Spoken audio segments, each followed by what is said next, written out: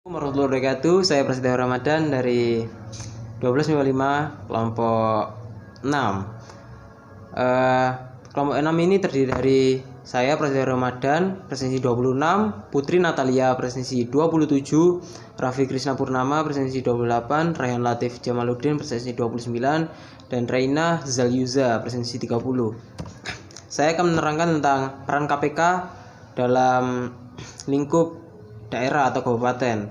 Yang pertama adalah tindakan-tindakan pencegahan sehingga tidak terjadi tindak pidana korupsi pada tingkat daerah kabupaten. Yang kedua, mengkoordinasi dengan instansi yang berwenang melaksanakan pemberantasan tindak pidana korupsi dan instansi yang bertugas melaksanakan pelayanan publik.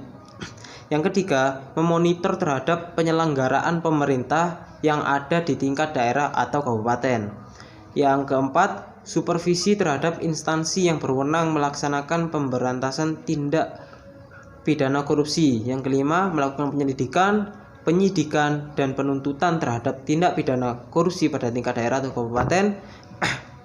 Dan yang keenam, tindakan untuk melaksanakan penetapan hakim dan putusan pengadilan yang telah memperoleh kekuatan hukum tetap pada tingkat daerah atau kabupaten.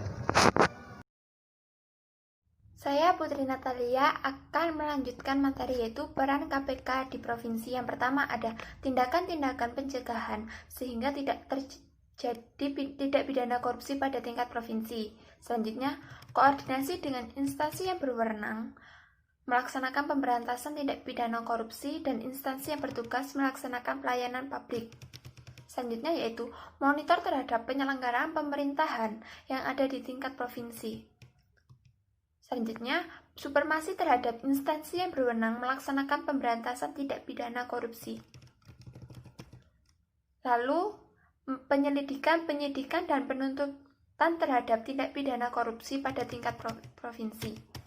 Dan yang terakhir yaitu tindakan untuk melaksanakan penetapan hakim dan putusan pengadilan yang telah memperoleh kekuatan hukum tetap pada tingkat provinsi.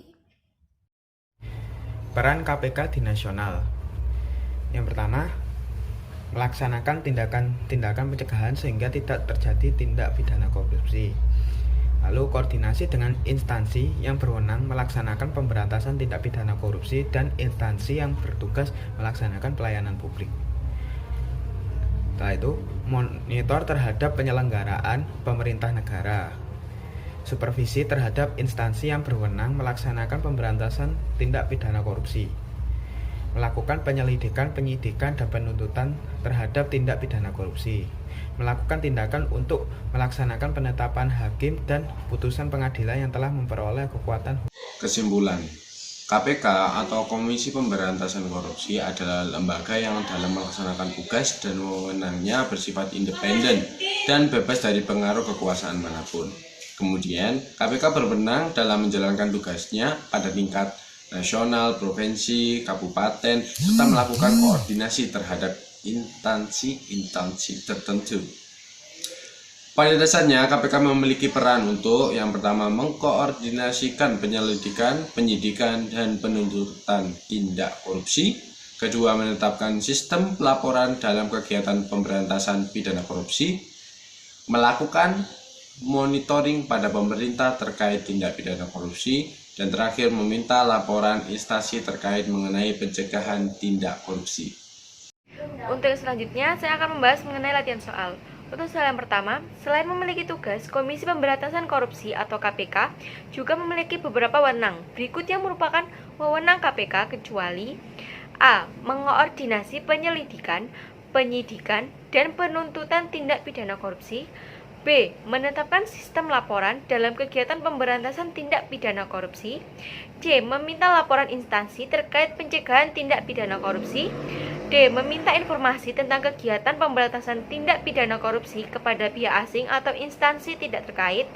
E. Melaksanakan dengar pendapat atau pertemuan dengan instansi yang berwenang melakukan pemberantasan tindakan korupsi. Jawabannya adalah D. Meminta informasi tentang kegiatan pemberantasan tindak pidana korupsi kepada pihak asing atau instansi tidak terkait. Untuk soal yang kedua, perhatikan pernyataan berikut ini. Yang pertama, mengatasi tindakan korupsi. 2. Mengadili pelaku tindak pidana korupsi. 3. Menanggulangi korupsi. 4. Pemberantasan tindak pidana korupsi. 5. Mewujudkan perdamaian dalam masyarakat.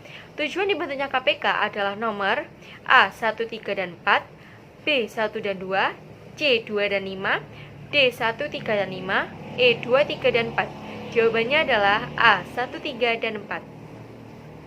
Untuk soal yang ketiga adalah tugas dan wewenang KPK diatur dalam A. Pancasila, B. Undang-Undang Nomor 30 Tahun 2002 tentang Komisi Pemberantasan Tindak Pidana Korupsi, C. Pembukaan Undang-Undang Dasar 1945, D. Undang-Undang Nomor 25 Tahun 2004 tentang Sistem Perencanaan Pembangunan Nasional, E. Hasil Konferensi Meja Bundar atau KMB.